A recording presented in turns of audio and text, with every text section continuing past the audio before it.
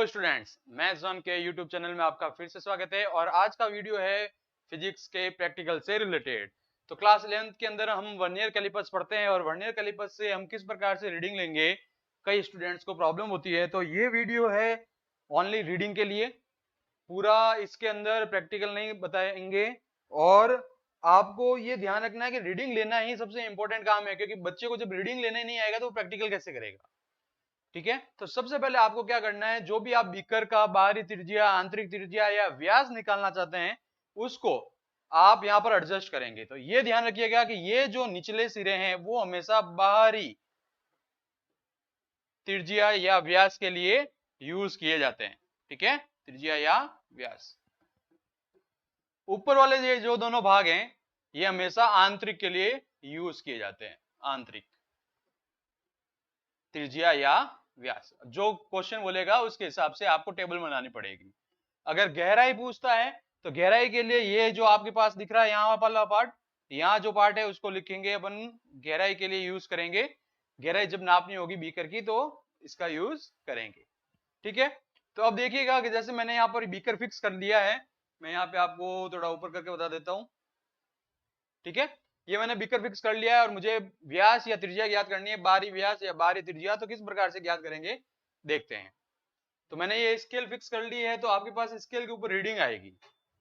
ठीक है, तो स्केल के ऊपर रीडिंग आपको कैसे पढ़नी है वो देखिएगा। जैसे ये मेन स्केल है, ये लंबी वाली जो दिख रही है आपको मेन स्केल है, ये जो छोटी होती है इसको बोलते हैं वर्नियर स्केल। ठीक है ना, तो मेन स्केल और वर्नियर स्केल। अब इसकी रीडिंग कैसे होगी, तो इस वाले पार्ट को यहाँ पर दर्शाया गया है, आप देख पा रहे होंगे। यहाँ पर बड़ा पार्ट किया हुआ है, इसका एकदम छोटा है इसलिए आपको दिखाई नहीं देगा, तो इसलिए ये बड़ा पार्ट किया है। तो इसकी रीडिंग किस प्रकार से लेनी है वो देखिएगा। सबसे पहले आपको देखना कि ये मेन स्केल है, पहले तो आपको समझना होगा ये क्या है आपके पास, मुख्य स्केल। ठीक है, मेन स्केल जिसको हम मुख्य स्केल कहेंगे, प्रधान स्केल भी बोलते हैं, हिंदी में लिखा हुआ है। ये जो नीचे वाला पार्ट है ये देखिए, यहां से लेके यहां तक, ये जो है वर्नियर स्केल है। क्या है, वर्नियर स्केल। ठीक है, तो आपको ये पता होना चाहिए कि प्रधान स्केल कौन सी है और वर्नियर स्केल कौन सी है।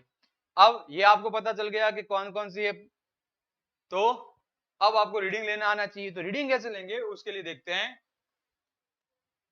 सबसे पहले आपको मुख्य स्केल की रीडिंग लेनी है। तो मुख्य स्केल की रीडिंग कैसे लेंगे देखिएगा। ये जो पहला पार्ट है, ये जो पहला पार्ट दिख रहा है आपको, ये जीरो का पार्ट है। किसका पार्ट है, जीरो। तो ये कहां पर आ रहा है, ये कहां पर आ रहा है, इस मुख्य स्केल के ऊपर कहां पे आ रहा है वो देखना है। तो मुख्य स्केल में ये हमारे पास है 2, मैं कलर चेंज कर देता हूं, ये है हमारे पास 2 सेंटीमीटर, ये है 2.1 सेंटीमीटर, ये है 2.2 सेंटीमीटर। तो ये इन दोनों के बीच में आ रहा है, ये इन दोनों के बीच में आ रहा है। तो मुख्य स्केल की जो रीडिंग हो जाएगी आपके पास, मुख्य स्केल या प्रधान स्केल जो भी आप लिखते हैं, तो उसकी रीडिंग हो जाएगी, एक बार आप लिख देंगे 2.1 सेंटीमीटर। क्या लिख देंगे, 2.1 सेंटीमीटर। अब आपको क्या करना है, अब आपको इस वर्नियर स्केल का, किसका, वर्नियर स्केल का, ठीक है, वर्नियर स्केल का आपको देखना है भाग जो बराबर एकदम सीध में हो मुख्य स्केल के। मतलब क्या है देखिएगा, यहां पर ये पहला भाग इसके बराबर है क्या, नहीं है। दूसरा भाग इसके बराबर है, नहीं है। तीसरा है क्या, नहीं है। यहां पर ये देखिए चौथा भाग एकदम सीध में है, यहाँ पे ये चौथा भाग इसके क्या है, सीध में है। ठीक है, तो चौथा भाग इसके सीध में हो गया। तो वर्नियर स्केल का कौन सा भाग एकदम सीधा है, चौथा भाग है। तो आप यहाँ पे क्या लिखेंगे, मैं यहाँ पे लिख देता हूं। ठीक है, वर्नियर स्केल का भाग, वर्नियर स्केल का भाग कौन सा है आपके पास, चौथा भाग है। तो ये 4 लिख देंगे आप। ठीक है, तो जब आप रीडिंग लेंगे, फाइनल रीडिंग में आप जब टेबल में लिखेंगे तो टेबल में कैसा होता है, ये होगा 2.1, कलर चेंज कर देता हूं मैं इसका, और लिखेंगे 2.1, यहां चौथा भाग था, प्लस 4 इंटू 0.01, 4 इंटू 0.01। जो टेबल होती है, सारणी होती है, उसके अंदर ए लिखा हुआ होता है, मुख्य स्केल का मान ए होता है। ठीक है, ये वाली जो चीज होती है वो बी होती है। तो जब a प्लस बी करते हैं तो क्या आता है, व्यास आता है। क्या आएगा, व्यास। ठीक है, और इसका आधा कर देंगे तो त्रिज्या आ जाएगी। तो अब ये 0.1 क्या है वो भी आप देखिएगा। 0.1 क्या है, तो वो है वर्नियर स्केल का अल्पतमांक। वर्नियर स्केल का क्या है? वर्नियर का क्या है? अल्पतमांक है। ठीक है, वर्नियर स्केल का अल्पतमांक। अब ये अल्पतमांक कैसे ज्ञात करते हैं वो भी आप देखिएगा बिल्कुल इजी तरीके से। ये जो प्रधान स्केल है, ये बड़ी वाली जो लंबी स्केल दिख रही है आपको, प्रधान स्केल या मुख्य स्केल, इसका जो एक भाग है वो कितने मान का है, यानी ये एक छोटा सा भाग कितने का है? ये छोटा सा भाग है आपके पास 1, ये तो 1 पार्ट है ना, पहला पार्ट कितने का हो गया आपके पास? ये हो गया आपके पास 0.1 का। कितने का? 0.1 सेंटीमीटर। 0.1 सेंटीमीटर। ठीक है, तो आपके पास जो भाग है किसके? वर्नियर स्केल के, वो कितने हैं? 10 भाग है। कितने हैं? 10 भाग। 10 भाग। तो जब आप भाग देंगे तो ये हो जाएगा 0.01 सेंटीमीटर पर डिवीजन। तो जो भाग आपके पास आएगा, भाग कैसे देखना है वापस देख लीजिएगा। ये जो नीचे वाली स्केल है इसका कौन सा भाग ऊपर वाली के साथ में एकदम सीध में है? तो ये देखिए यहाँ पे मैंने यहाँ पे किया था हाईलाइट में, वापस दूसरे कलर से कर देता हूं। ये जो भाग है ऊपर और नीचे दोनों में सीध में, बाकी देखिए ये यहाँ आ रहा है, ये यहाँ आ रहा है, ये यहाँ आ रहा है, ये यहाँ आ रहा है, तो एकदम सीध में नहीं है। तो जब एकदम सीध में होगा उस भाग को अपन को कंसीडर करना है। बाकी मुख्य स्केल का तो आपको आ गया समझ में है कि यहाँ पे 2 आ रहा था, ये 2.1 है, ये 2.2 है, तो हमने यहाँ पे 2.1 ले लिया मुख्य स्केल का मान। ठीक है, फिर आपको क्या करना है? वर्नियर स्केल का मान लेने के लिए आपको वर्नियर स्केल के भाग को देखना है। ये आपके पास 10 भाग है, इनमें से कौन सा भाग ऊपर वाली रेखा के साथ में एकदम सीध के अंदर है? जो सीध के अंदर होगा वो इसका क्या हो जाएगा? वर्नियर स्केल का भाग माना जाएगा। जैसे यहाँ पे 4 था तो मैंने यहाँ पे 4 लिख दिया। फिर आपको 0.1 से मल्टीप्लाई करके इसको जोड़ के आपको सारणी में रखना है मान और आंसर निकालना। तो आगे होगी बात आपको समझ में। तो अगर मैं इसको थोड़ा आगे कर देता हूं, मान लीजिए मैं मान चेंज कर देता हूं, जैसे ये मैंने मान चेंज कर दिया। ठीक है, मैंने इसको और खोल दिया, एक बार और खोल देते हैं, थोड़ा और खोल देते हैं। अब मैंने इसका मान चेंज कर दिया। तो अब आप थोड़ा इसको पढ़िएगा और कमेंट बॉक्स में लिखिएगा कि इसका आंसर क्या आएगा। ठीक है, देखिए आप पहले मैं आपको मुख्य स्केल का मान बता देता हूं।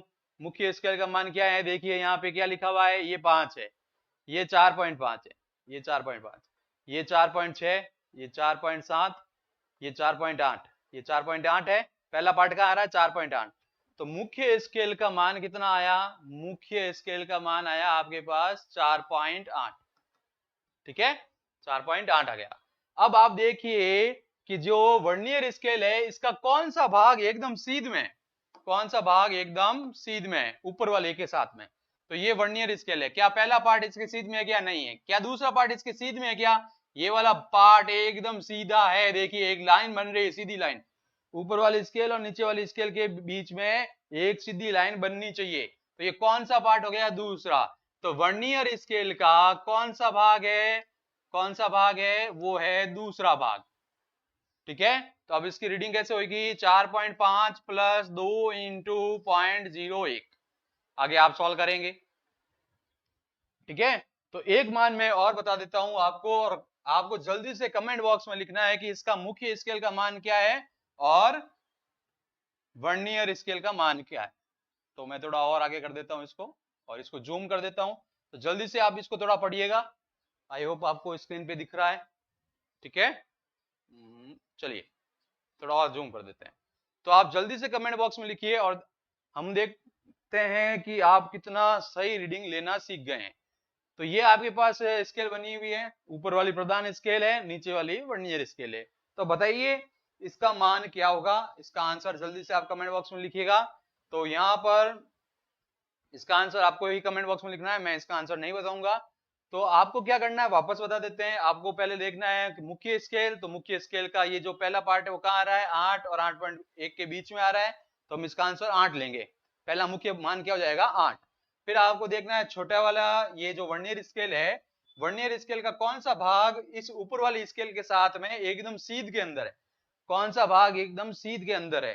तो वो आपको अब आंसर बताना है कि कौन सा है। पहला है, आपको यहां से काउंट करना, देखिएगा यहां से पहला, दूसरा, तीसरा, चौथा, पांचवा, छठा, सातवां, आठवां, नौवां। ठीक है ना, यहां से आपको काउंट करना है। तो यहां से एकदम सीध में होना चाहिए। तो आपको बताना है कौन सा पार्ट होगा। ठीक है, तो इसका आंसर जल्दी से लिखिएगा। और आपको और भी कोई प्रॉब्लम होती है तो उसका भी हम वीडियो बनाएंगे। मेरी कोशिश रहेगी कि आपको फिजिक्स के 11th क्लास के प्रैक्टिकल की जो रीडिंग्स लेने का इंस्ट्रूमेंट आता है उसको कैसे आपको अरेंज करना है या फिर कैसे सेट करके आपको रीडिंग करनी है, तो वो मैं आपके लिए वीडियो बनाकर लाऊंगा। ठीक है, अगर आपको और भी कोई समस्या आती है फिजिक्स प्रैक्टिकल के लिए, आप चाहते हैं कि मैं पूरा एक प्रैक्टिकल का उद्देश्य, उपकरण, सिद्धांत, जो सारणी है, जो प्रेक्षण है, वो सभी यहाँ पर एक प्रैक्टिकल एक वीडियो बना के आपको समझाऊं, तो आप कमेंट बॉक्स में लिखिएगा। मेरी कोशिश रहेगी कि उस प्रकार का भी मैं वीडियो बनाऊं आपके लिए। तो मिलते हैं नेक्स्ट वीडियो में। अगर आप नए हैं तो मेरे चैनल को सब्सक्राइब कर लीजिएगा, अपने फ्रेंड्स के साथ ज्यादा से ज्यादा ये वीडियो शेयर कीजिएगा। Thanks for watching.